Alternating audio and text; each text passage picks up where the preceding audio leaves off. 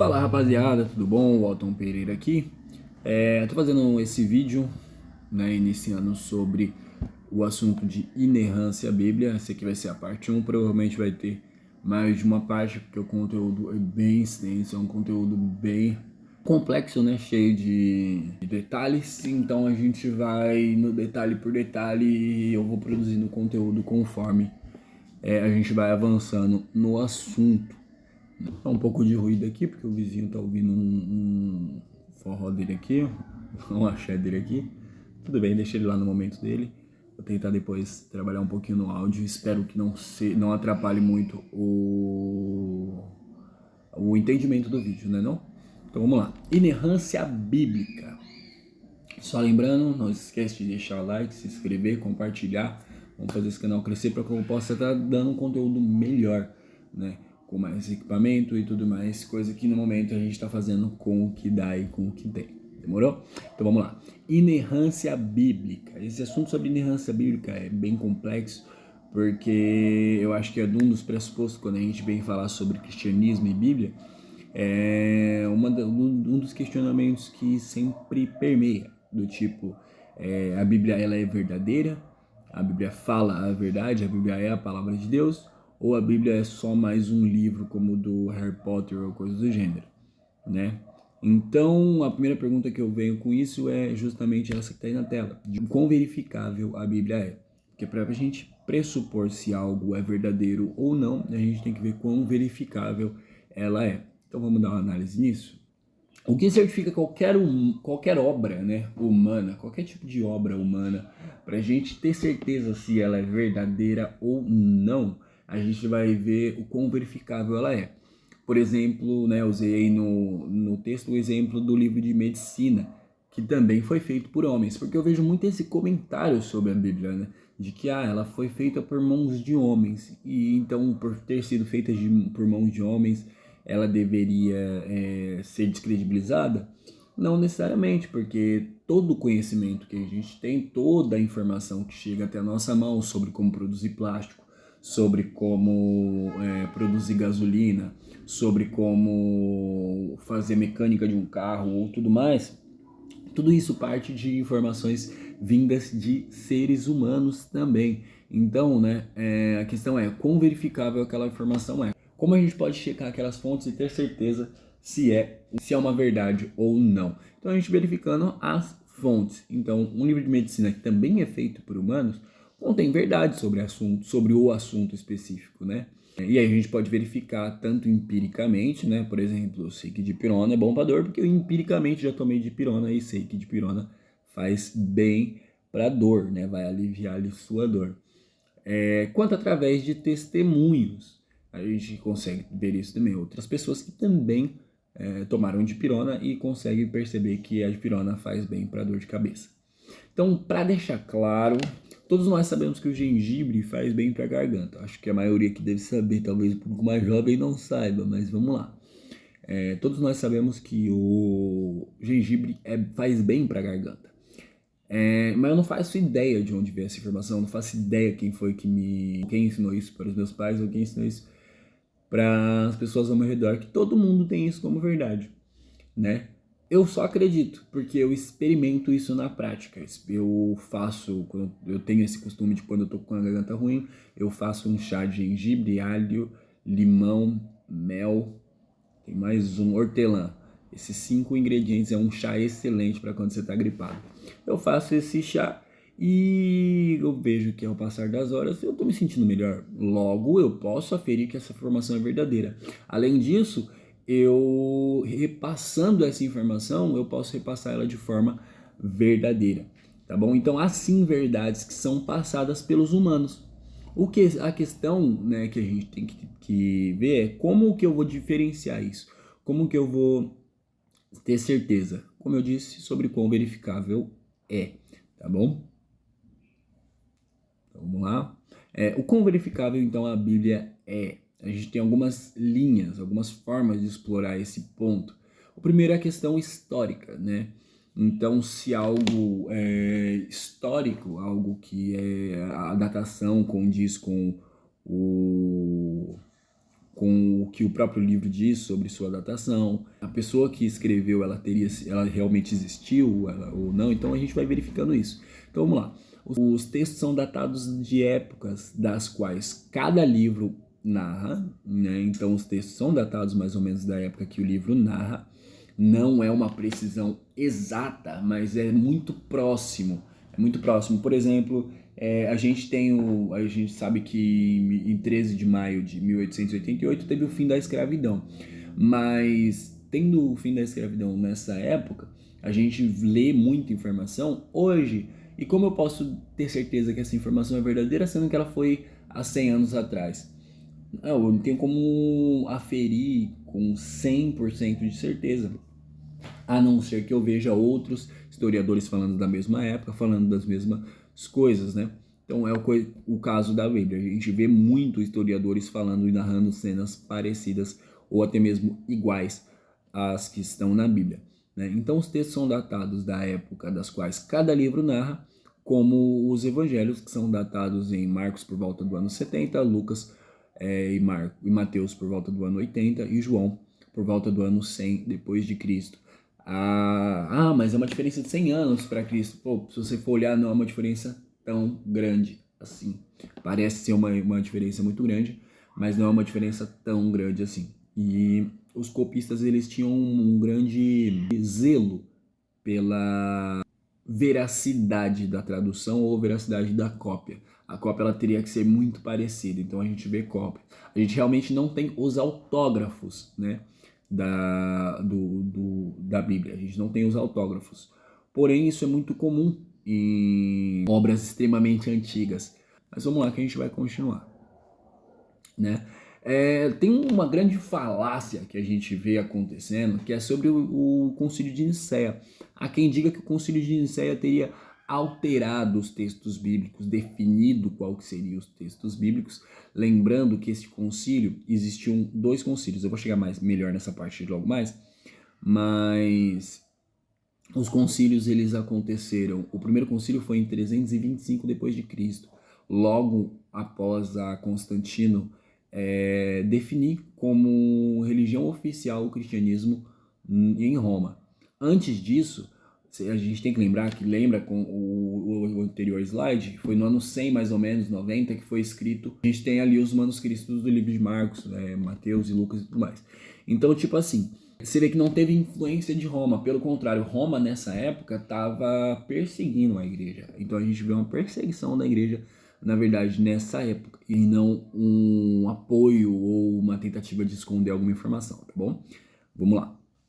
Todo esse tempo dos autores dos evangelhos já é muito antes de qualquer concílio romano ou coisa do gênero.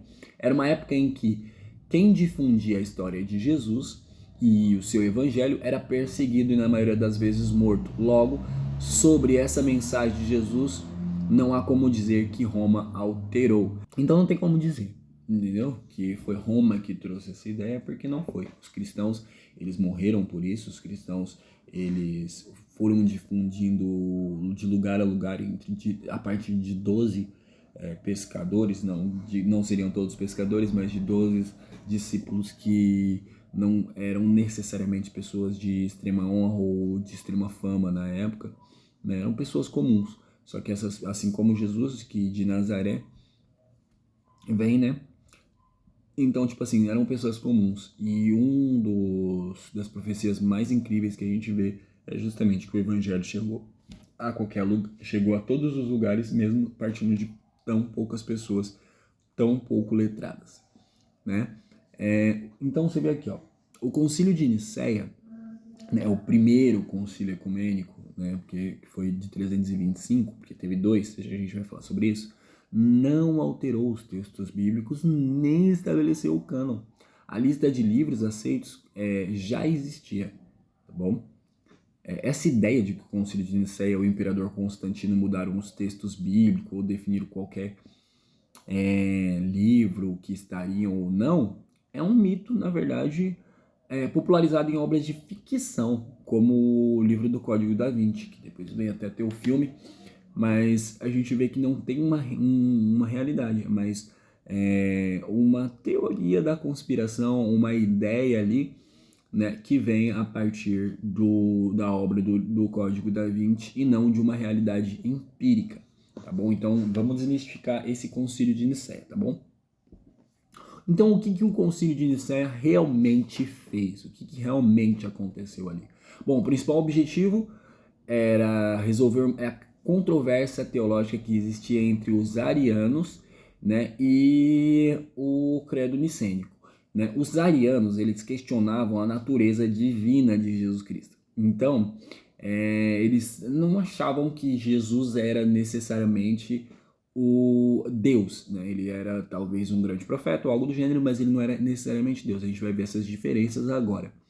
Ó, então, o concílio definiu a divindade de Jesus, então, como oficialmente, né, para a religião oficial de Roma, isso já era, você lendo a Bíblia, obviamente, você vai ver que isso já é uma verdade categórica, né, no cânon, já é uma verdade categórica, porém, eles definiram isso de forma sistematizada como profissão de fé, como o credo deles mesmo, entendeu? Para definir qual que vai ser o nosso credo, o que realmente a gente vai acreditar. Então definiram o credo nicênico.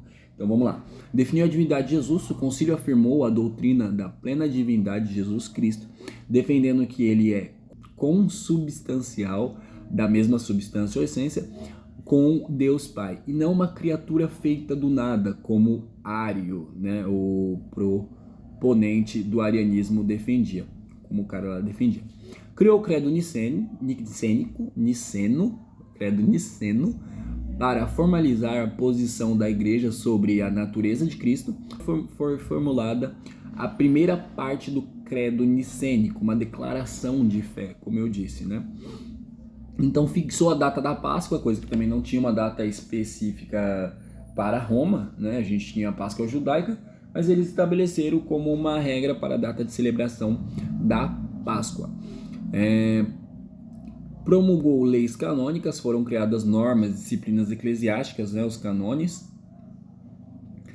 Portanto, o principal foco de Nicéia foi a doutrina, especificamente sobre Cristo, cristologia, e a disciplina da igreja, e não alterou ou fez seleção dos livros que compõem a Bíblia, tá bom?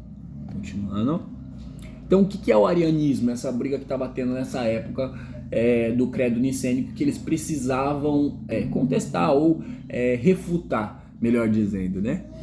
O arianismo, né, ele é uma doutrina cristológica, então ele tem a ver com a natureza de Cristo, tem a ver sobre quem Cristo é, e leva o nome do seu maior nome, né, nessa linha de pensamento, que é Ário, que ele é ali dos anos 256 a 336 depois de Cristo. Ele era um presbítero, sacerdote de Alexandria, né, no Egito. A essência dessa heresia que ele trazia, né, pode ser resumida na seguinte afirmação: houve um tempo em que o filho não existia. Ou em latim, erat quando non erat.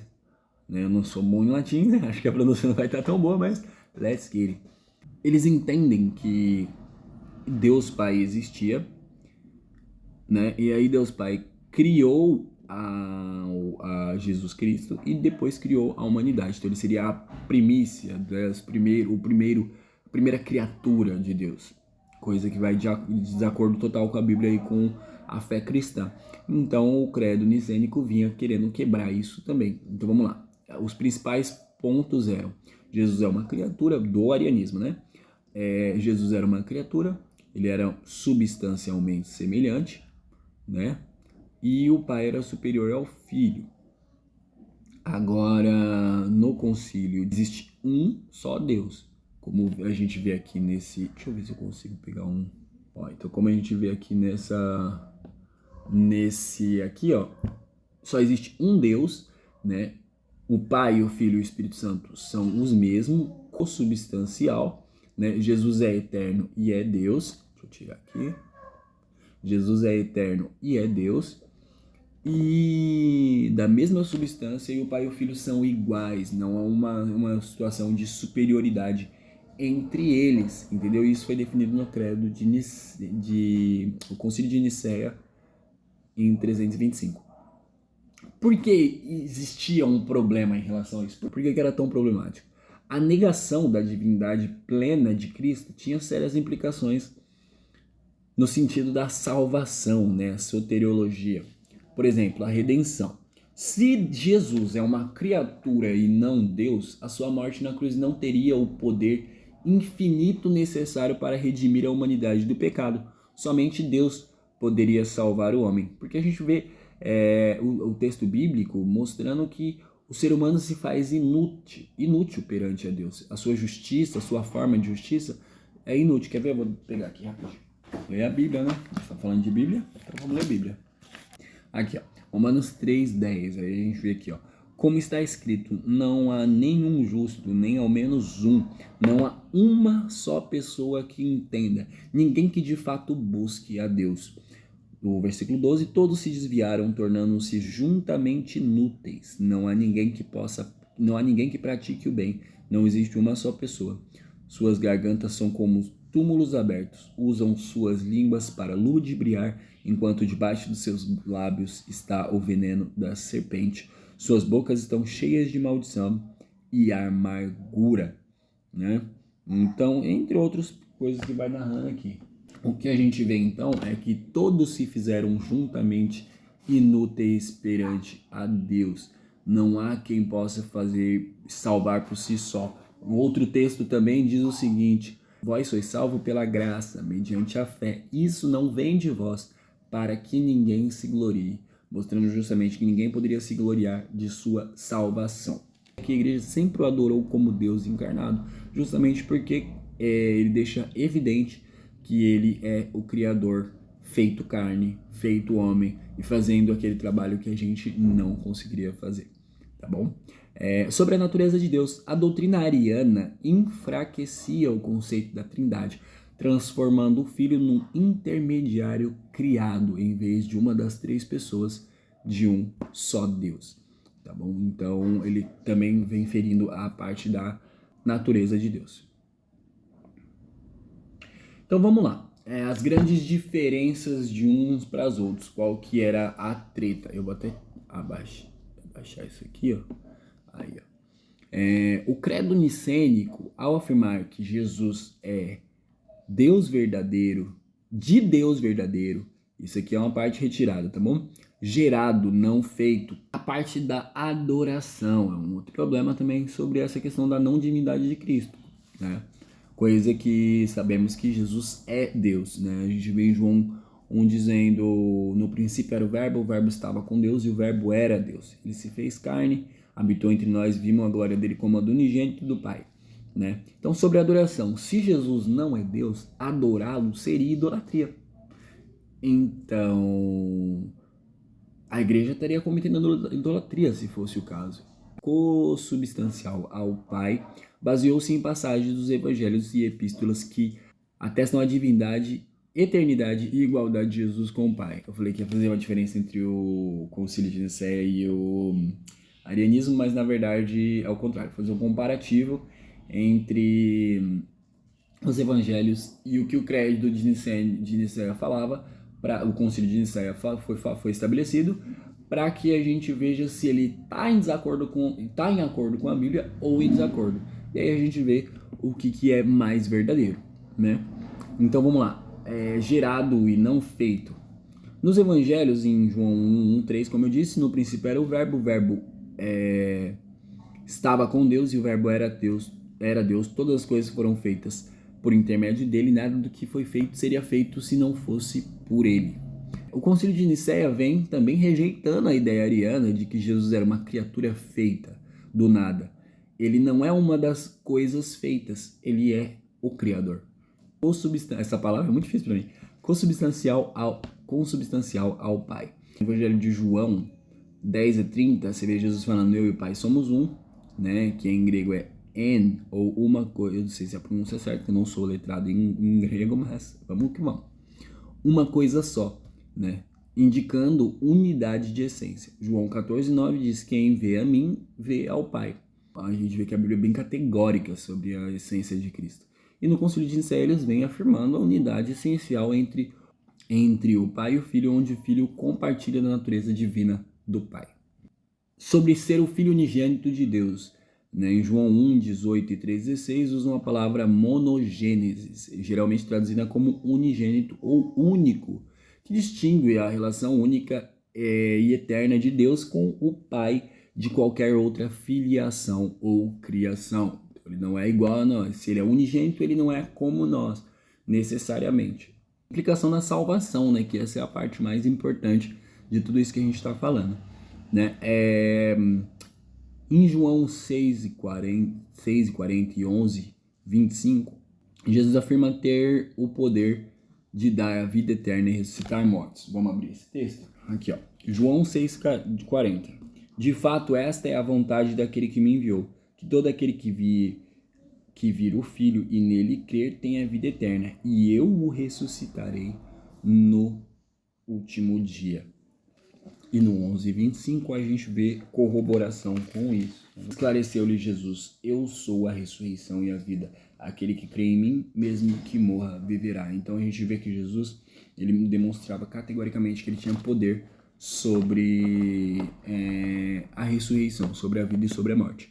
E o Concílio de Nicéia vem afirmando que somente Deus possui este poder. Se Jesus é plenamente Deus, sua obra de salvação é eficaz para a eternidade, porque aí ele pode sim ressuscitar mortos, né? Assim como a gente vê que ele ressuscitou. É como diz naquela passagem, né? Se Jesus não ressuscitou, é vã nossa fé.